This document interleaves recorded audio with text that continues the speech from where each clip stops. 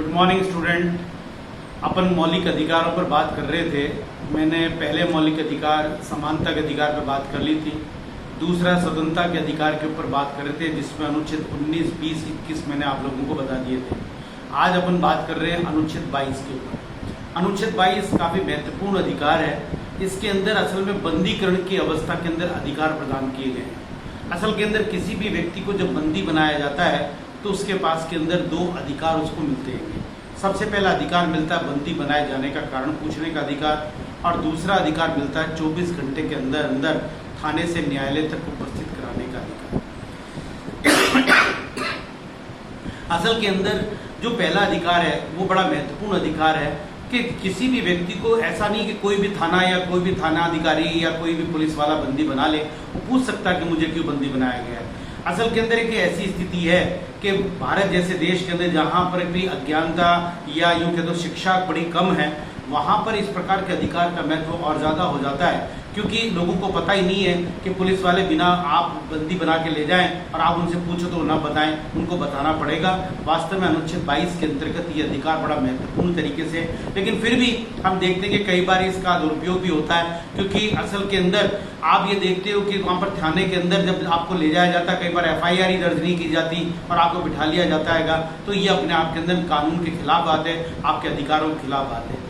दूसरा, जहां ये कहा गया है कि 24 घंटे के अंदर अंदर थाने से न्यायालय तक उपस्थित कराने का अधिकार है, इसमें न्यायालय तक लाने का समय अतिरिक्त दिया गया है।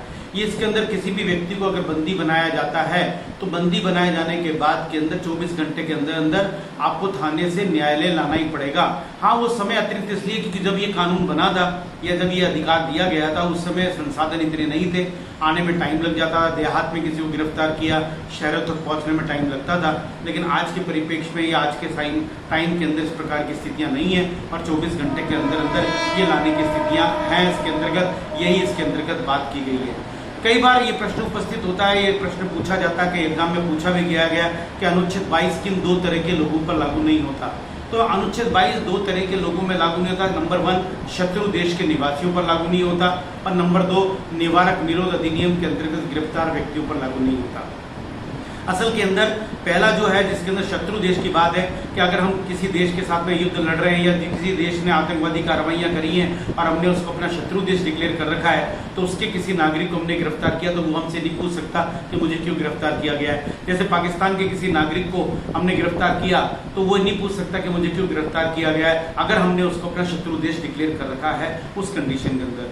और दूसरा ये कि निवारक निरोध अधिनियम के अंतर्गत गिरफ्तार व्यक्ति वो भी नहीं पूछ सकता। क्यों? निवारक निरोध को अधिनियम के अंतर्गत गिरफ्तार व्यक्ति इसलिए नहीं पूछ सकता कि इसके अंदर पहले ये जानना जरूरी है कि निवारक निरोध होता क्या है। निवारक निरोध का मतलब है बिना किसी कानूनी प्रक्रिया के नजरबंदी। इसका उद्देश्य किसी व्यक्ति को किसी अपराध के लिए दंडित करना नहीं, बल्कि अपराध करने से रोकना है।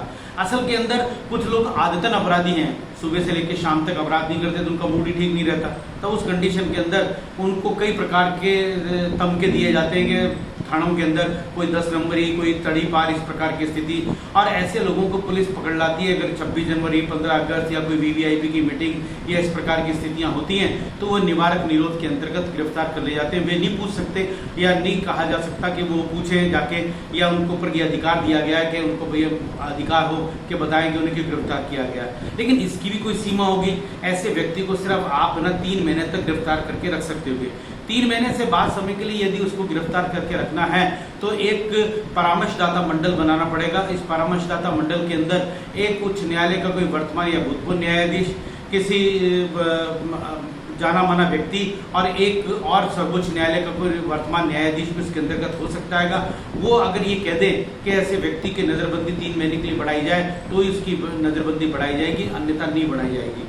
भारत के अंदर निवारक निरोध के अंतर्गत कई अधिनियम पारित किए गए। सबसे पहले हम देखें 1950 के अंदर निवारक निरोध के नाम से अधिनियम बना, जो कि 1969 तक चलता रहा। उसके बाद हम देखें 1971 के अंदर मीसा के नाम से अधिनियम आया, maintenance of internal security act, यानी कि आंतरिक सुरक्षा व्यवस्था अधिनियम।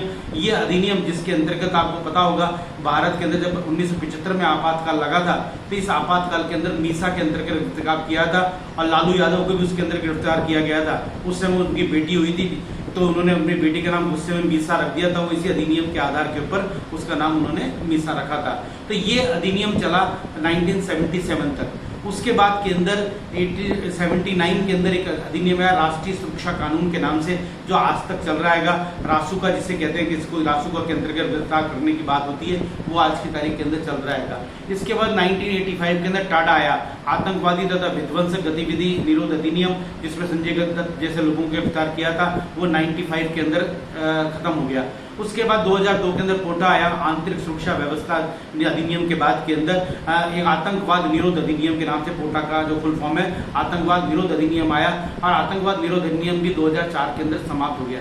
आज की तारीख के अंदर सिर्फ एक ही अधिनियम है, राष्ट्रीय सुरक्षा कानून, जो अस्तित्व के अंदर है, जो इसके अंतर्गत विद्यमान है। बाकी सारे अधिनियम खत्म हो चुके होंगे। आज यहाँ तक, बाकी बात कल करेंगे। आज के लिए धन्यवाद, थैंक यू सो मच।